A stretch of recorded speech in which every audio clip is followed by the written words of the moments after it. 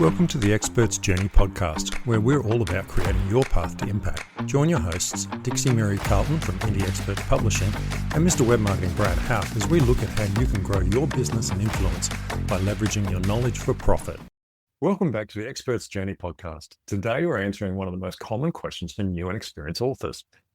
Which self-publishing platform should I use? Is it Amazon KDP? Is it still the king?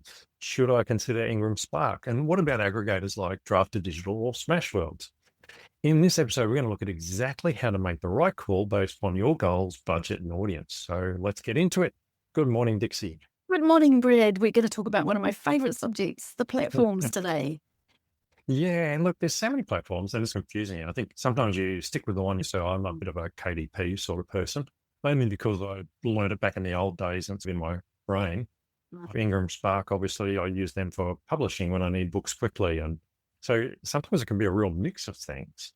So I suppose what's the distribution combo, the KDP, Ingram Spark? What do you recommend and why, I suppose, a good place to start? Such a great question. And interestingly, I'm just doing a couple of books that we're launching this week. So I am very much involved in both platforms throughout July as we're starting to get ready for that launch process. So I've noticed a few new things that both of the platforms have just done. Ingram Spark, for example, has just had some updates in the way it enables the uploading, which is actually easier. They've also introduced some new marketing opportunities for authors. So that's interesting and helpful because it also gives you more options on what you can do with regards to the printing and the production. So let me just start with Ingram Spark. Ingram Spark is what you use if you're wanting printed books. And now they will also allow you to upload your digital copies. But essentially what I do is I use Ingram Spark for printed and I use Draft2Digital for the non-Amazon ebooks and digital versions and for distribution of audiobooks. Essentially, Ingram Spark operates like a warehouse, but it's a printing warehouse. So it will deal with your distribution. It's not somewhere that you necessarily send your clients to go and order your book from like you would with Amazon. So with Ingram Spark, you can select a variety of, as an author, a variety of sizes, paper options, color. They'll also do a hardback version and a large print version if you wish to as well of your book, which is always worth having. Okay. And then basically you upload your book, you put all of your metadata and your information about the book, you upload the files, and then Bob's your auntie, you are able to print your book directly from Ingram Spark. So you can access author copies either from as few as one at a time or as many as, I think they print up to 10,000. Not that you'd probably go that way if you were going to do big quantities, because at that point you would probably be looking at using like an offset printer in India or China or somewhere to perhaps do the very low cost, large scale printing. Yeah. But if you're wanting to really maximize your opportunity with anything less than 500 copies as being the rule of thumb, then what you want to do is make sure that you've got the books loaded up to Ingram Spark and then use Ingram Spark to ensure that your distribution goes out to all of the available book outlets around the world. So that includes libraries, booksellers, online, offline. Anyone who's selling books can access the book through Ingram Spark. And one of the best things you can do when you're launching a book, or if people want to access your book, is tell them to go into their local bookstore if they love buying books through bookstores and just ask for the book. And because it's uploaded to Ingram Spark, they should be able to find it easily by just doing a ISBN search. So coming into that point, because that's a good one, if I go to a bookstore and I ask for a book and then they search their catalogue and then they order it in, does Ingram Spark literally take their order, nothing to do with you, that takes their order and sends them a copy or a couple of copies of the books? So they can actually take orders from bookstores without you being involved. That's right. But essentially, well, through the bookstores, the wholesaling system that Ingram Spark has set up. So if you want to buy your book through your local bookstore, the bookstore will order in book. The book will be delivered, having been printed within that few days of however quickly you want it, delivered to the bookstore, and the bookstore can give it to you, hand it across the counter, and you pay the bookstore. So we actually got print on demand in bookstores basically now. Essentially, a lot of people now still also want to go onto Barnes & Noble, for example, and buy the books that way. And also Ingram Spark will supply through to Amazon for print on demand. So if I went to Barnes & Noble, looked up a book, would they be ordering it from Ingram Sparks and then shipping it to me, basically? Essentially, yes. So you can order the book, have it sent directly to you or directly to the person that's buying the book. And I have many authors who do that. They will order the book, have a personalized version perhaps made where you can, with Ingram Spark, also personalize the inside page as an option. It costs an extra $1 or so to do that. But you can have that as an option, which is really handy if you're going to speak at an event and you want to be able to supply your book to everybody at the event. You might want to put something personal related to that event in the inside front page. That makes sense from the Ingram Spark perspective. But also, if we go back to, say, KDP, which probably my usual, as an author, I can order printed copies from KDP, and they actually come pretty quickly, to be honest. I'm surprised because I think they print in Australia now. And obviously people can order online through Amazon, so they can get printed or the digital, depending on what you've uploaded. How does that differ? I noticed there's a button that kind of says, if you press this button, we'll share it with the world side of things, or you can go to KDP Unlimited as part of Prime membership or whatever. How does that differ? I suppose I'm guessing that the difference is that you don't go through the bookstores. It's just going out through other e-publishers or something. Is that right? Yes, pretty much. So let me get to KDP, but sticking with Ingram Spark for a moment, your book buyer, the end user, won't go to Ingram Spark. They will go to wherever they buy their books. Wherever they buy their books is who is ordering from Ingram Spark. And ideally, your bookstore is going to order the book and they will get it receipted into their store, and then you'll go back and pick it up the following week and pay for it. Mm-hmm. But if you have, for example, web sales on your website, you can either have stock that you've got sitting under your desk or in your garage, or you can just one at a time order the books in and order it directly through Ingram Spark, you as the author, and then have it delivered directly to your author. Ingram Spark, you mentioned last year to me that there was a change coming where you'd be able to put like a Ingram Spark shopping cart on your website. What's happened there? Anything? Yes, it is being done in various parts of the world. Australia is still waiting for it to kick in. It was supposed to be available now, but it has just been delayed a little bit. But it is operating around various parts of the world because Ingram Spark is a global company and they have printing facilities in various countries. So what you will be able to do soon is, as an author, have people able to buy directly off your website. They put the order in off your website as they normally would, and then you have it set up internally. So that order goes directly to Ingram Spark, gets shipped out, delivered, and you get the payment. So that is coming, and which will be a game changer, I think, for many authors. So having your print-on-demand printed copy delivered directly for you to the person who wants to read the book is a really easy option, which I think is going to be a big game changer for the bookstores. Okay. So we're in Australia, obviously, and we have people in Europe and America and Asia and places that listen to us. Does Ingram Spark apply to all them? Are they really well spread out across the world? Yes, they are global. Very. So no matter which country you're in, you can just go to Ingram Spark and sign up and go for it. Also, yes, you can definitely go to Ingram Spark as an author, and then you load your book, and then they will enable various options for distribution. But for Amazon and for the printing side of Amazon also has its own printing facilities, and yes, they do print out of Australia.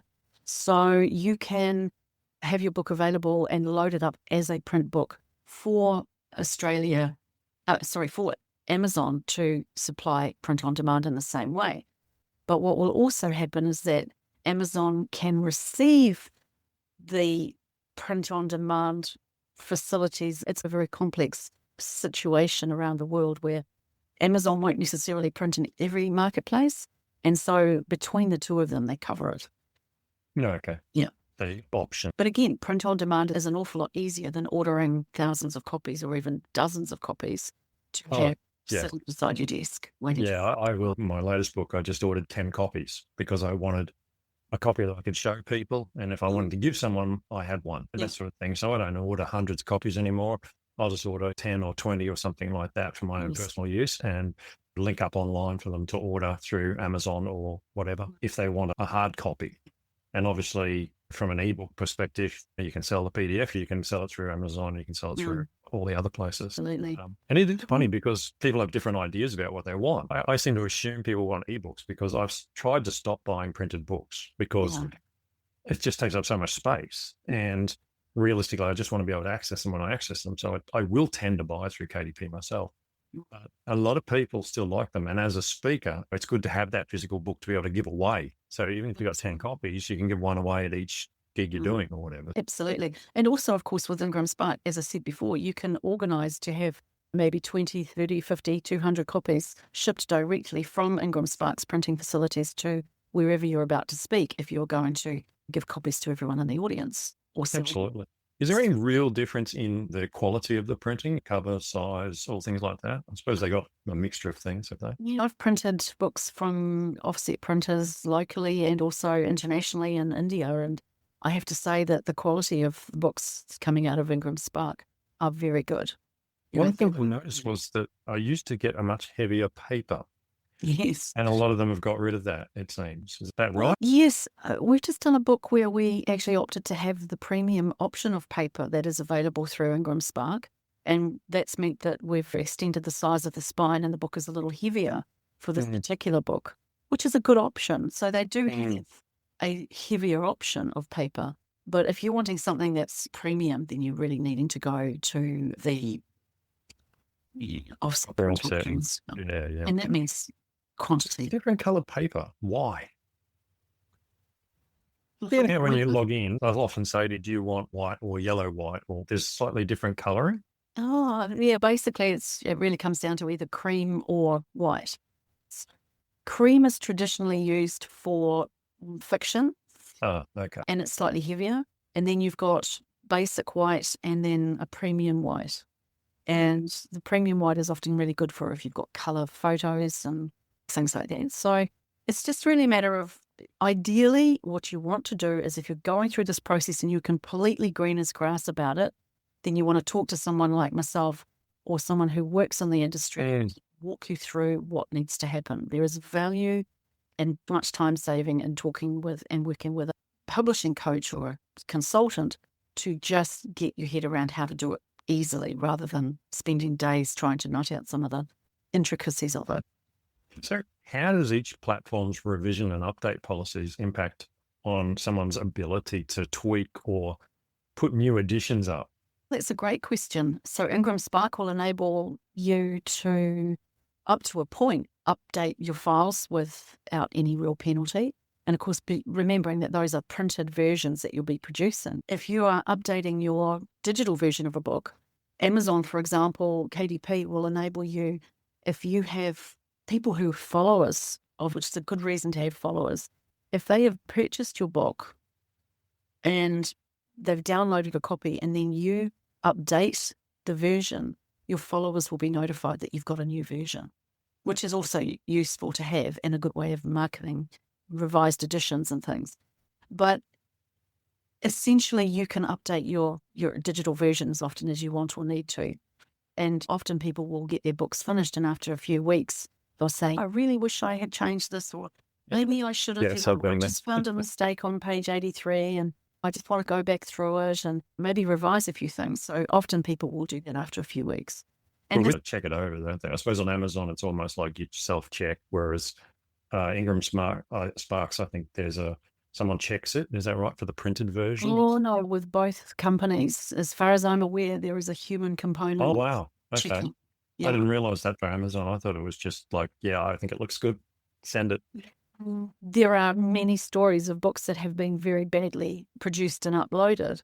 If you get a lot of people, so mostly what they will do is they will check that the file has reproduced properly. Okay. But if your file is not up to standard, then it basically will come down to how many complaints you get about the book as to whether or not they'll step in and say, this book is actually substandard. And I do know personally of a woman who had loaded a book that was regularly complained about, and Amazon basically suggested that it be removed because the quality of the content was so badly written with errors and mistakes. And it sounds so funny these days because there's so much stuff. Write books for Amazon and sell them on Kindle and make a fortune. And they're obviously low quality books. But Well, would have them, one person gets tagged and other people are selling absolute garbage. I suppose it comes down to their own functions on the it's a little more complex than that. For example, if they're doing a human check on the content, it's not that someone's sitting there and reading it through and doing a proofing. They're checking that the files are loading properly, that you haven't got something in there that is flagged as being hate speech, for example, I would imagine would be something that would trigger some of their things to say, we need to actually go through and double check this, and a human being needs to check this situation on page 83. I don't know for sure exactly to what degree the human element kicks into the checking, but I do know that there is more than just robotic checking files and all that. It really does come down to the fact that if you want a good quality book, then you have to create good quality files that look good when they're reproduced, that are well laid out and typeset, nicely designed, and have been edited. Make sure that you're putting good quality stuff on there to start with. And that's not up to someone on Amazon to be your editor. No. So that sort of thing is important to note. You're garbage in, garbage out. But if it's really bad garbage, then someone's going to pick it up and say, we can't even get this to print because there's all of these problems with how it's structured from a technical side perspective. So you recommend, obviously, from the sound of things, like a bit of a mixed bag when it comes to publishing. You got different things for different audiences, for different reach, for different sales styles and things like that. Yes, so what we do is we make sure that the book goes up on Amazon first as a KDP or digital version, and then we promote the heck out of that for the first week before it's going to be launched, get as much traction as possible with pre-sales. Then we have the live date for the KDP or the digital version. Then we have a live date for the printed version. Sometimes people will have a launch around that time or not. That's entirely a whole other conversation. And then we'll also make sure at that point that the print version is available on Ingram Spark. And we'll also load the book onto Drafted Digital for the audio and or digital versions. So that populates all of the other online options, including libraries and all that sort of thing. Okay, cool. Yeah, look, it can be confusing when you sit down, and this is why you work with people like yourself, is that you can get advice and you can get that, but some people are always going to go it alone. So it's good to talk about the different options, so at least they get an idea of why someone would suggest going a certain way, the differences. I'll give you an example of something that came across my desk the other day. Someone had asked me for help with a book that they have produced, which I still am struggling with how best to advise them, I have to admit. By the time this episode has come out, I will have covered that. But they send me a book that they have had designed and produced in terms of the files, and it's going through a printing company, they think. But it is an unusual shape book, so they're thinking it's a coffee table book based on a movie that was done or a documentary. It's 400 odd pages. Whoa. It's a big book. That's a thumper, that one is. That's a big thumper. And it is packed with colour photographs. That book is going to cost a fortune to produce as a offset print or as a, even more so obviously, as a print on demand option. Now, Ingram Spark, for example, could probably print that quite easily, but it will cost a lot to produce it. Now, if you then want your book, that particular book, to be available to go out to bookstores, which is what they're aiming for, they're saying, can we get this book into bookstores? Technically, Ingram Spark could make that available. Now, I'm just going to run a couple of figures, which are arbitrary figures, don't quote me on this. But if you said, for example, a normal book is going to be a wholesale cost of around, I don't know, $7 per copy, and then you add some photos and you make it deluxe paper, etc., and it's still a standard size book, and you're adding some colour into it, if you're printing one colour page, you've got to print every page colour. So that is still going to maybe be on around about 150-page book. By comparison to the $7 standard plain black and white book, then you may be looking at nearly double. Now, a book like I've just described that these people want some help with is by comparison probably going to cost them upwards of $30 per copy just for an individual print version. And I'm saying upwards of $30. So if you're thinking about a book like that that might sell in the bookstores for, I don't know, would you pay more than $60 or $70 for a book of that size and style? Probably not. but your book is going to have to wholesale at over your normal retail value in order to be a commercial success.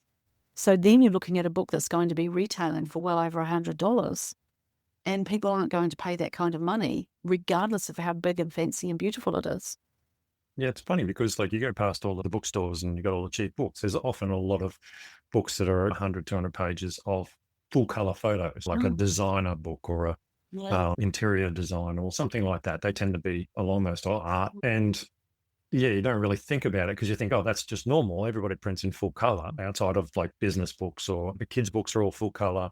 So you don't tend to think about it so much as how it works from a business perspective. Anything unusual, you really need to be working with someone who understands the industry, knows what your options are, and doing that before you go ahead and start creating your product, because otherwise you are setting yourself up for an awful lot of heartbreak.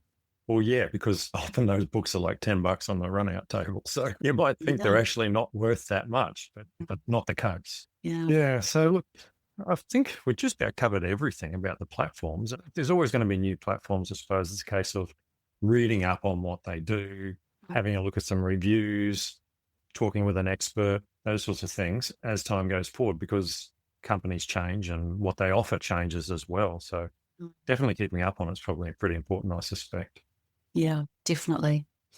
And there's many tricks for the unwary. So, yes. Excellent. Thank you for tuning into the Expert's Journey podcast. If you picked up some useful tips today, take a moment to subscribe and share this episode with a fellow speaker or expert in your network. It really helps us help more people. And don't forget to check out our books on Amazon, Dixie's Start with the Draft, How to Easily Plan and Write a Nonfiction Book, and my Microcourse Profits, Build a 7-Figure Income with Bite-Sized Courses. Both are packed with practical tools to help you grow your business faster. Catch you next time, and remember, keep writing, keep selling, keep speaking, and enjoy your life. Great. Thanks, Brad. Talk soon.